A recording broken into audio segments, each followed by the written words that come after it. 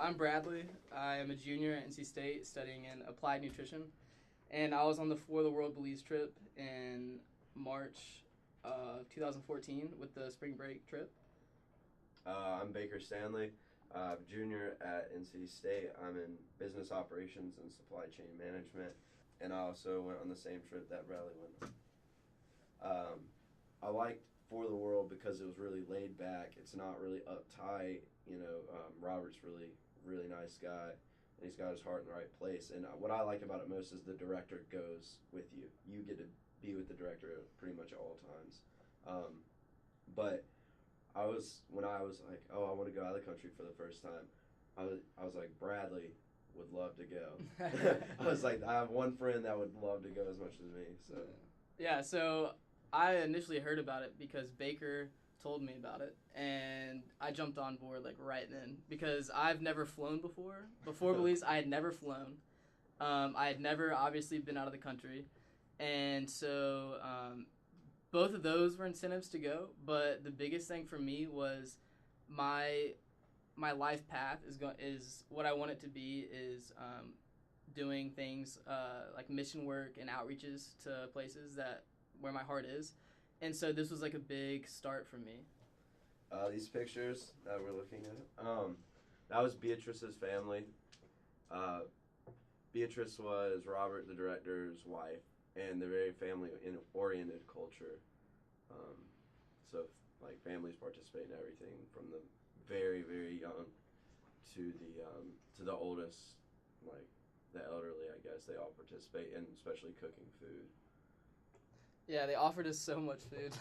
We got the conch shell. Yeah, and they showed us around their little like family farm, and they cut coconuts open for us, and we had coconut water the whole time. And then the old wise lady, the grandma, she's the one who did everything. Like everyone else just watched her like cut the coconuts and cut down the banana leaves and stuff like that. They were so sweet. The coconuts there tasted like Sprite that wasn't carbonated. They were really sweet. We tried like a lot of exotic fruits. What do you call it? Kumquat. I don't know. Nani berry. Yeah. Yeah, the nani berry. That stuff's disgusting. Yeah, apparently whenever it's ripe, it tastes like rotten milk. Yeah, it smelled like it too. Yeah, so they made me try it. So then we went to Zunantanich with the kids from what village? Collar Creek Village. Yeah, and that was honestly probably the first time. It was the first time that we had been to Zunantanich, but it was probably the first time the kids had been as well, because they get to see it every day, like up in the mountaintops from afar, but they don't have enough money to go like visit it. So they were like definitely in awe of the Mayan ruins, which is really interesting because it's their roots, and they've never even got to explore it or like learn about it extensively. And so that was pretty amazing to see the looks on their face. It's really wild because like you walk up, in America we would have ropes and we would have like a bridge to help you walk up. It's really steep and it's like go at your own risk. Right. There's no railings or anything. As far as you want to go. First school we went to was Collar Creek. We arrived at Collar Creek and they were like, we didn't know you guys were coming. Right. And Robert was like, we literally just called you last week. Yeah, Robert had planned months ahead and then updated with them like weeks ahead, even to like 5 days ahead. And then we got to the school and the teachers said that they were on strike. And so they were letting school out half day because the teachers there, unfortunately, they're really just about the paycheck. And they care about the kids, but they care more about getting paid. And so they just try to go on strike all day and the kids aren't getting their education. And so we tried to go in and do our projects with them and the teacher training with the teachers, and the teachers were denying it at first. And we had to go sit down and wait for Robert to talk to the teachers, and finally they allowed us to do it on a shortened period of time. We didn't have as much time with the kids as we wanted, and Baker and I taught them the nutrition food plates, so like what you should eat every day with meat, grains, and vegetables and fruits. And they loved it. It was all arts and crafts, which is really cool because it was creative and it was knowledgeable and it was just engaging them in multiple ways. The kids there were really funny too. Yeah, and then we went and played soccer with all the kids on their soccer field where like the horses were roaming.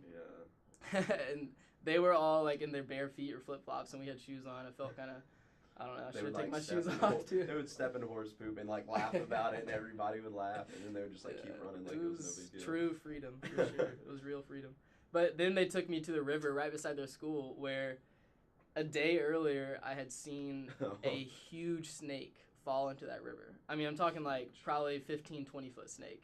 And but all the kids just went and jumped in the river. So like, no big deal. And it was like turquoise water, and they climbed a tree like, oh my gosh, they're like monkeys. Like, I tried to follow them up the trees, but I couldn't even get to the top branch like them. They were making fun of us because we wouldn't climb the tree all the way. Yeah. So I got to like the second highest branch and jumped off with them, and they loved that. And then we just swam around in the river in the snake infested rivers. I don't know, that was really fun too. I think that was a significant thing as well, because it was like connection with the kids. They thought it was really funny. Like, they would, when I was standing up in the water, I was like watching Bradley. He was about to jump off, and like the two kids came and like grabbed my legs under the water, and I freaked out. You know? Joyce is a really big donor for the World. She gave a lot of money, and they opened up, I guess, an education center in Guatemala. And For the World, it was run by For the World. Yeah. And they named it after Joyce, I believe. And she got to go see what her money, like exactly what was going on there with her money and everything, which was neat. We didn't get to go to Guatemala with them. We went to Guatemala, but we were in Tikal in the Mayan ruins. But whenever they went to the schools, apparently when they arrived, the kids were in front of the building with signs. Like, thank you for everything you're doing. Like, we love you guys. And apparently, everybody started crying, and it was really emotional. And I bet that was an amazing experience, because they were showing their appreciation for literally all that For the World and Joyce had done for them. And you could see it happening right in front of your eyes. Robert said it had taken 10 years for him to get to this point. And when it did, he was like, it was like just a great relief. And it was good to see like his work coming together.